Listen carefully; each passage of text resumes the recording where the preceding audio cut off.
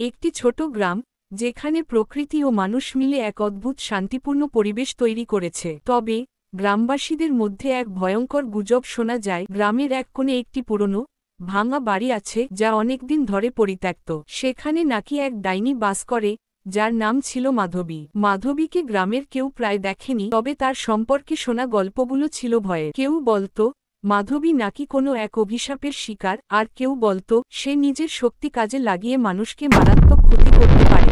একদিন সঞ্জয় রাতে পুরনো বাড়ির কাছে গিয়ে দেখে ঘর থেকে কিছু অদ্ভুত আলো বের হচ্ছে। যখন সে আরও কাছে যায়, সে দেখতে পায় মাধবী নামে এক মহিলা একটি বড় বইতে কিছু মন্ত্রপাঠ করছে। মাধবী দেখতে খুবই সাধারণ, কিন্তু তার চোখে একটা অদ্ভুত জাদুকরী দৃষ্টি ছিল। মাধবী সঞ্জয়কে দেখে বলেন, তুমি আসলে জানতে চাও কেন আমি এখানে আছি? সঞ্জয় ভয় পেয়ে তাকে জিজ্ঞেস করে, আপনি কি সত্যি ডাইনি? মাধবী হেসে বলেন, এটা তোমার বিশ্বাসের ওপর নির্ভর করে। আমি তো শুধু এক ধরনের বিদ্যা শিখেছি যা অনেকেই ভয় পায়।